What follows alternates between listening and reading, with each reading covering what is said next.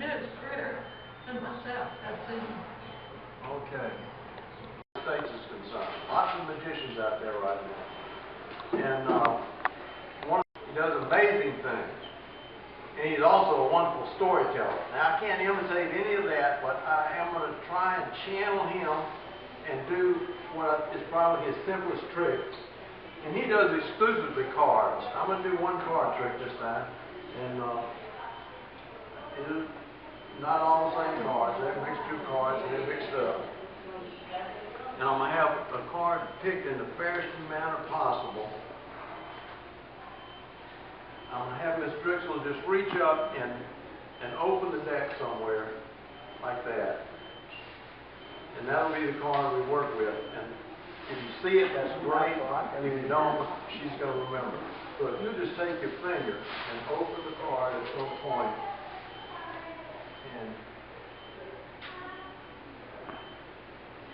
and that's the one, don't take it out. Just remember, we just leave it right in its place. You know, sometimes a magician, if you take it out, he can control where it is. But you remember that card, and it's right back where it was. And you remember, oh, I'm sorry, I'm supposed to be channeling Rene Levon. He's just got one hand. He's Argentinian. And you picked a card, you happy with that card? You remember that card? I do. Okay. Pull it out now from the deck. Look through the deck and see if you can find that card now.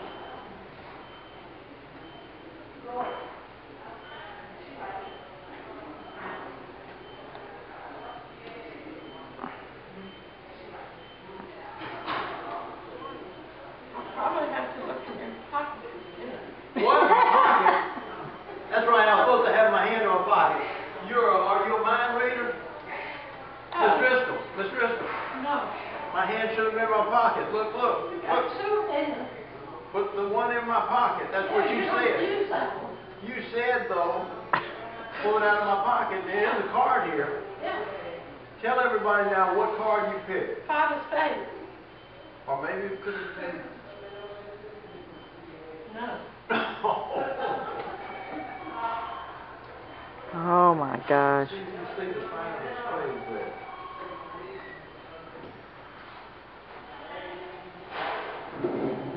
There it is. That's right there.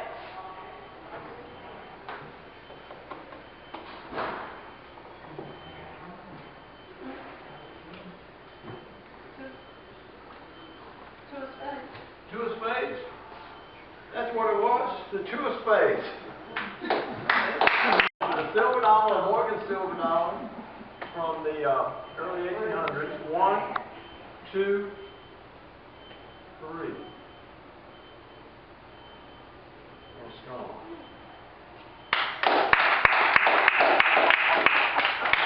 I would hate to lose that. I hope it didn't go far. Oh, but I think There it is. There.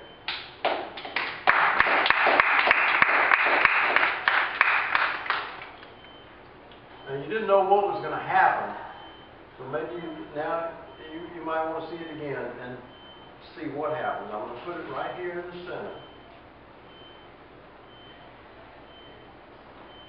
The silver dollar, and that is a hard silver dollar, not a trick silver dollar.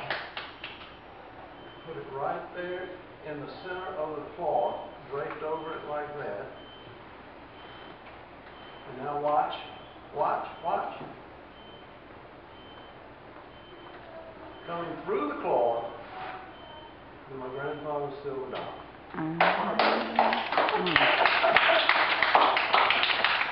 And even up close, I don't think Miss Driscoll can see any trapdoor in that. well, you need time to spot. Well, that's where you don't understand. Yeah, that shows me where that little center is. Take the card, they points now.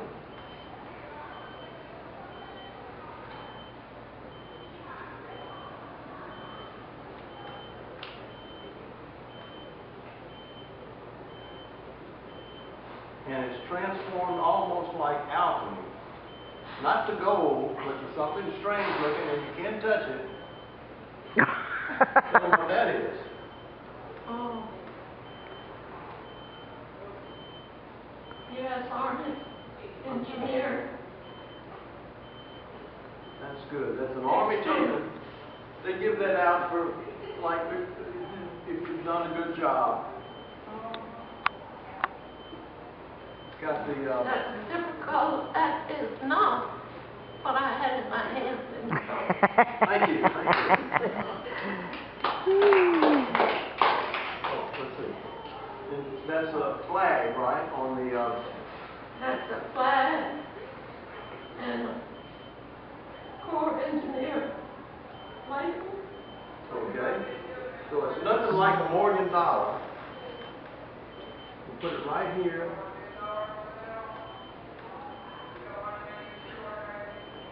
On the handkerchief again. 1, 2, 3.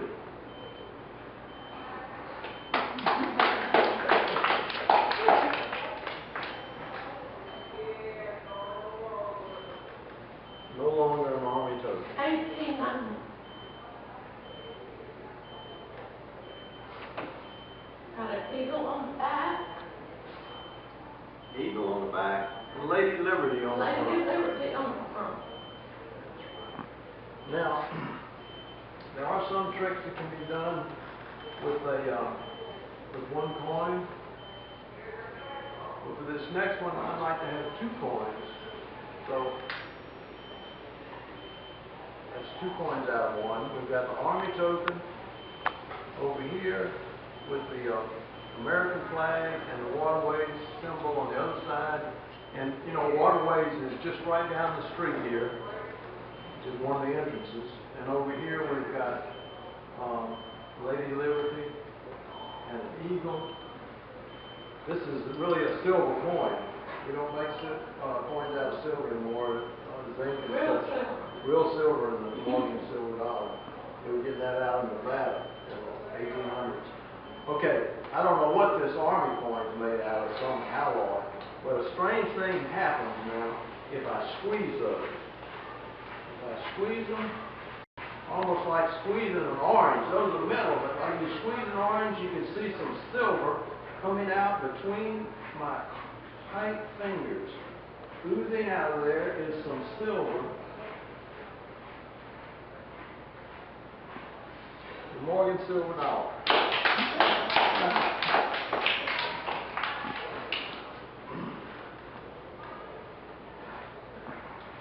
Morgan silver dollar. Oh, and that was with my left hand, right? I'm really a right-handed person. So I'm going to take now and let's see what we can do with the Army token. Squeezing it. Army token, Lady Liberty, silver dollar. I'm going to put Lady Liberty back here in a secure position. We'll put the Army up front. The Army should be on the front line, right? We'll put the pressure on them. Oh. The Army had to make a quick move over here to the left. And don't worry, what happened to Lady Liberty? Well, we secretly moved her to the secure bunker back here.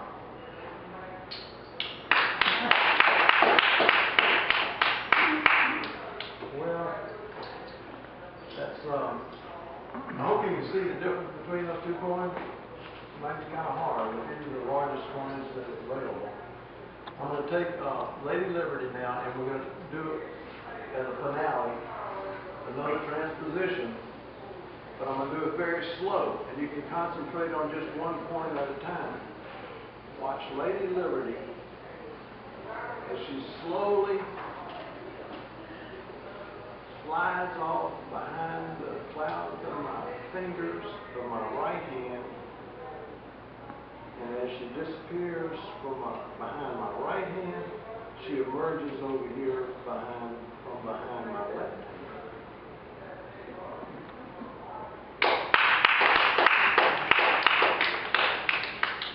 Thank you. Thank you.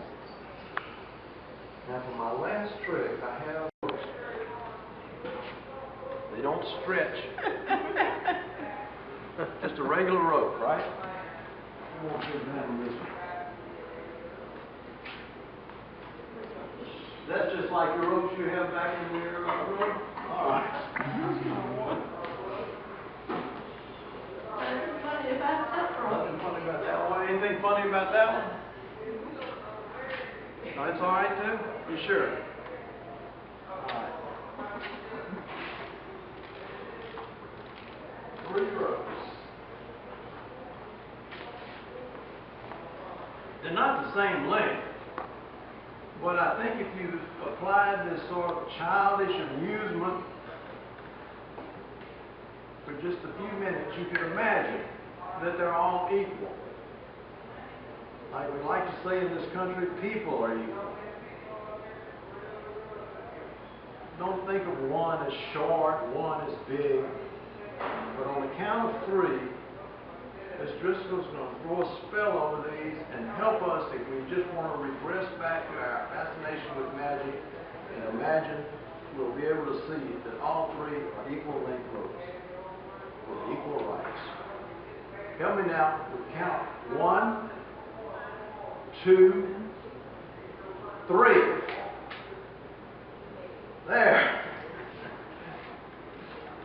I think some of these people didn't see the transformation. I think they see it still as, let's do it one more time. And I want everybody to imagine these as 3 equal length ropes. 1, 2, help me, 3. There. Oh, you're doing better, That's it, that's good. There we go. I think that's, this was the little one, I think, and it looks respectable now, right? Yeah. We see him as almost the same size as, well, I don't know whether that's the long one or the medium size one, but they're all pretty near the same size now. Somebody's still not with us, and it's my fault. I'm going to simplify. We'll take 1 rope and put it away. And now we just got 2 ropes. It'll be simpler. It'll be easier to follow. 2 ropes, 1, 2, 3, 4 ends. That'll be good. That'll be simple. I don't know.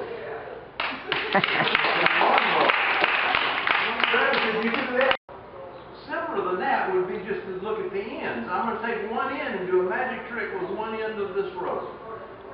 Watch that end right there. Watch it disappear. And I'm going to send it up my sleeve and around the back and down the other sleeve. That kind of tickles. Now we've got 1 that we moved over. And we'll have the other one, see if we can move it over too. That's it.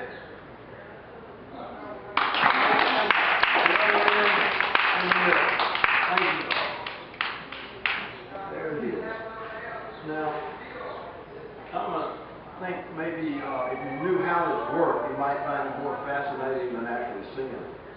What happens is, you know, we're living here along the banks of the Mississippi, we're in the Mississippi Valley. And sometimes we have these mega gravity waves come down the valley. And when they come down the valley, strange things happen. For instance, we could have, I think one's coming now. Whoa! That was embarrassing. Hilda didn't see that, did she? I recorded it. I hope not. Well, look, we lost our ends, but maybe you remember from high school about electricity and magnetism being related, and you can, static electricity, you can generate that by rubbing some cotton on some silk like this and build up a charge, electrical charge in the end. And if you rub the other end, you can get an opposite charge like that, and then they'll cling together, and it makes it hard to find the end. Thank you. Let's see. Right here. All right. Put the ends back on because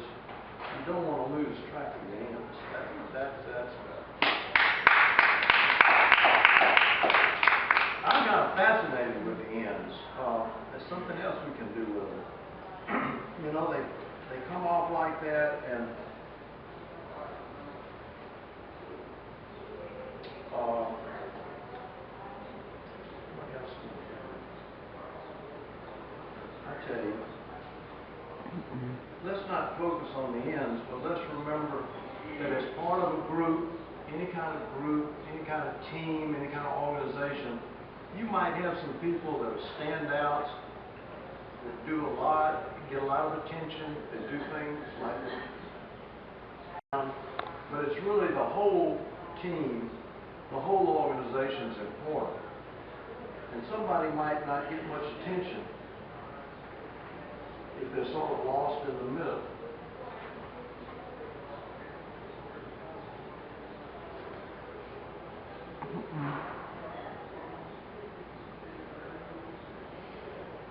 I'm sorry. Kind of off the course.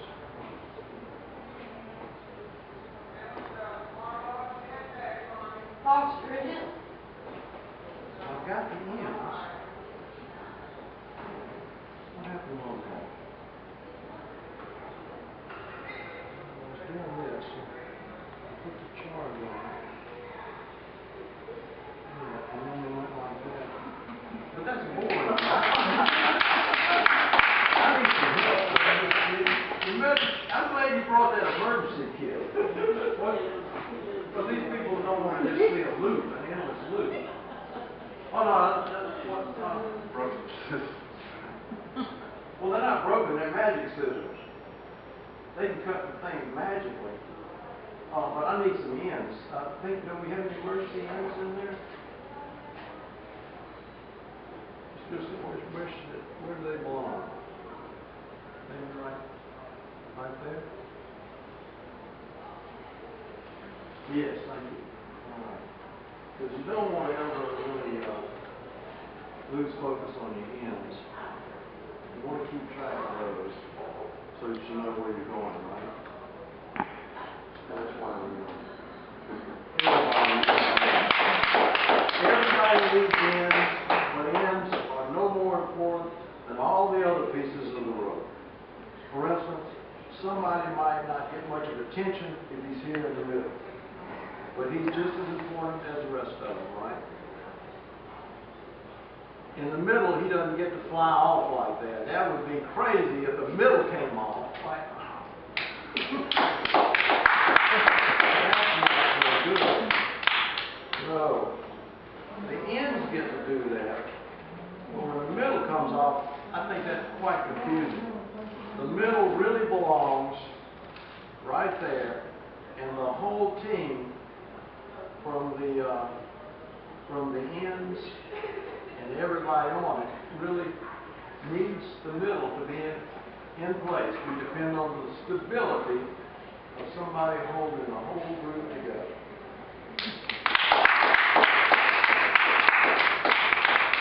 Now, I forgot my place a while ago, but it's strange now as I'm getting older, I remember things from childhood. Read Edgar Allan Poe. Yeah, but it's so long ago. A few little things stick in my mind, like The Raven and Annabelle Lee. And then there's a saying, I think is Poe, where he says, all that we see and seen might be nothing more than a dream within a dream. And you remember where we started. We didn't have one road. Cut with those magic scissors, Travis.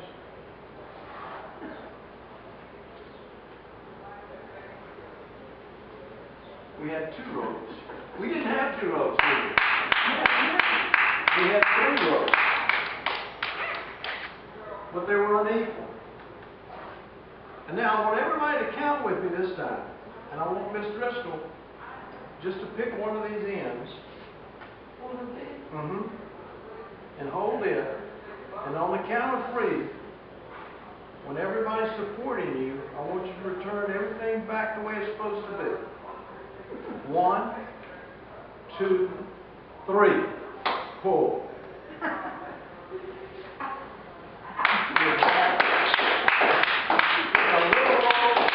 The medium side of the road, and Ms. Bristol holding the big one. Thank y'all so much. I appreciate it. We enjoy doing this. We thank Y'all you. wonderful.